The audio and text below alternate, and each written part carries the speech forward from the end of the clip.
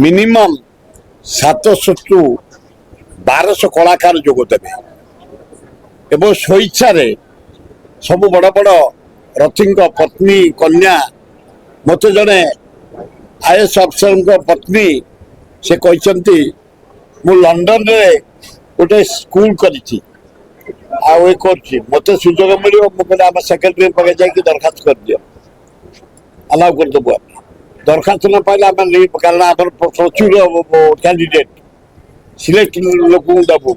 आ दी गुरु कहीदे सी बाबा choice करेंगे कारण किए अर्डिनारी थब कहीं स्टेज आम डैमेज हम सी फाइनाल करेंगे जहाँ आम अलाउ कर द्वितीय प्रथम दिन आम डाकिचु पृथ्वीराज हरिचंदन एमपी की डाकिचु एमएलए को डाकिचु मेयर को डाकिचु इनागुरेशन को द्वितीय दिन डाकिचु आम माइनिंग मिनिस्टर स्पीकर को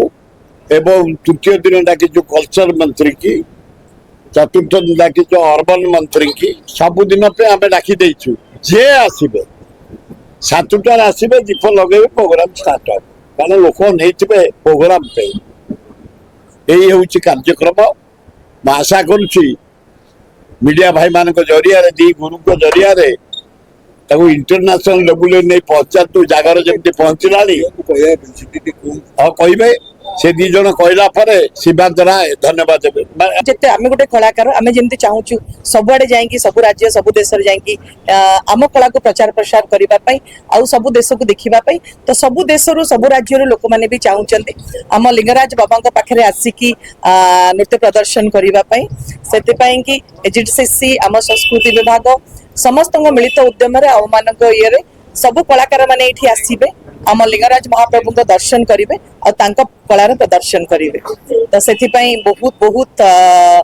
से आम मान पाखे चिर ऋणी जे आमर ये सांस्कृतिक जो संगठन से डाकुंट और लिंगराज महाप्रभु को दर्शन कराउछंती से बहुत खुशी आसुंच नाचीपाई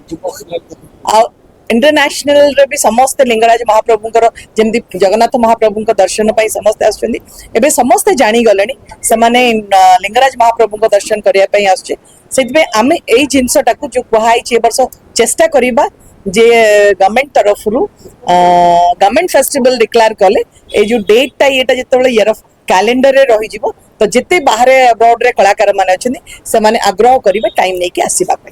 से आमे चेष्टा नमस्कार प्रत्येक वर्ष परी महाप्रभु श्री श्री लिंगराजंकर पवित्र रुकुणा रथ उपलक्षे आयोजित करा जाइथे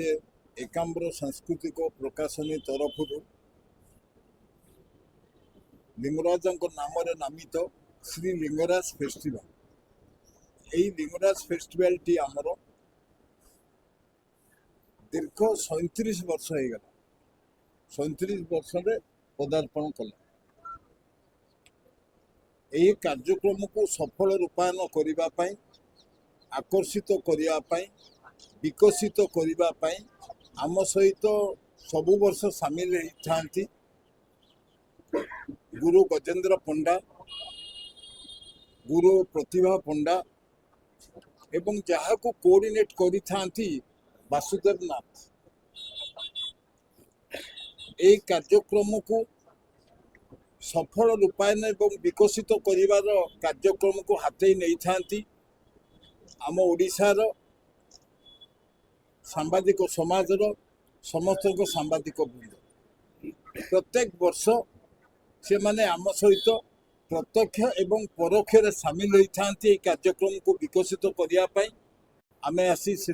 सक्षम हो 37 वर्ष पदार्पण करने यही कार्यक्रम ए वर्ष निरा ढंग से स्थिरीकृत करा जो थे अंशग्रहण करुँच ओडिशार बाहर विभिन्न राज्य आसी कलाकार माने से माने विभिन्न प्रकार नृत्य परिवेषण करेंगे प्रोग्राम को आउरी विकसित करिवार सहायक हेबे सेही भली भाबरे आम ओडिशार प्रतिष्ठित जेते अच्छी आमर संस्कृतिर प्रथम धारा ओडिसी नृत्य से कार्यक्रम आमर प्रति वर्ष आरंभ होता है ए वर्ष आरंभ करा ତା ସହିତ ବିଭିନ୍ନ ଯେଉଁ ଅଛି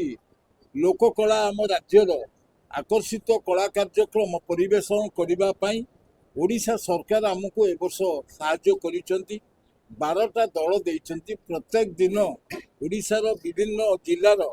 ଯଥା କେନ୍ଦୁଝରଠୁ ଆରମ୍ଭ କରି ମୟୂରଭଞ୍ଜଠୁ ଆରମ୍ଭ କରି ଆମର ସମ୍ବଲପୁରଠୁ ଆରମ୍ଭ କରି ଗଞ୍ଜାମଠୁ ଆରମ୍ଭ କରି ଏବଂ ବିଭିନ୍ନ ଜିଲ୍ଲାର କଳାକାରମାନେ ଆସିବେ ତାଙ୍କର କଳା ପ୍ରଦର୍ଶନ କରିବା ପାଇଁ, ପ୍ରଭୁଙ୍କ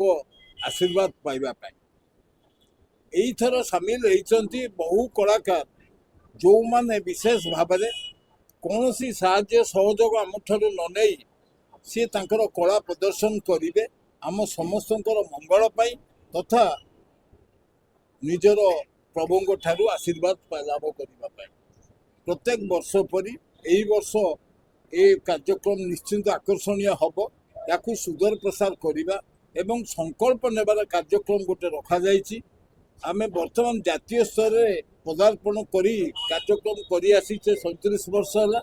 ୟାକୁ କିଭଳି ଭାବରେ ଆନ୍ତର୍ଜାତିକ କାର୍ଯ୍ୟକ୍ରମ କରାଯିବ ମୁଁ ନିବେଦନ ରଖିବି ମିଡ଼ିଆ ଆଗରେ ଏବଂ ଆମର ଯିଏ ଡାଇରେକ୍ଟର ଅଛନ୍ତି 2 ଜଣ ପ୍ରତିଭା ପଣ୍ଡା ଏବଂ ଗୁରୁ ଗଜେନ୍ଦ୍ର ପଣ୍ଡା ସେମାନେ ଟିକେ ୟାକୁ ଆଉ ଟିକେ ସୁଦୂର ପ୍ରସାରିତ କରନ୍ତୁ ଇଣ୍ଟରନ୍ୟାସନାଲ ବେସିସ୍ରେ। ଲିଙ୍ଗରାଜକୁ ଯେମିତି ଶିବରାତ୍ରି ବର୍ତ୍ତମାନ ଆମର ଜାତୀୟ ସ୍ତରରେ ନାଁ କରି ଇଣ୍ଟରନ୍ୟାସନାଲି ବି ଫେମସ୍ ହେଇଗଲା। ତେଣୁ ବହୁ କଳାକାର ବି ଆମର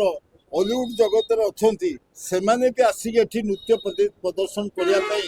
ସେମାନେ ସମ୍ମତି ଦେଇଛନ୍ତି। ସମ୍ଭବ ଯଦି ଏ ବର୍ଷ କିଏ ଆସିପାରିବେ ସିଏ ଆସିବେ, ନହେଲେ ଆସନ୍ତା ବର୍ଷ ନିଶ୍ଚିନ୍ତ ଯୋଗଦାନ କରିବେ ବୋଲି ସେମାନେ ପାରିବୁନି ସେ ଏ ବର୍ଷ ଆସିପାରିବେ। ହଁ, ତେଣୁ ସେ ଭିତରୁ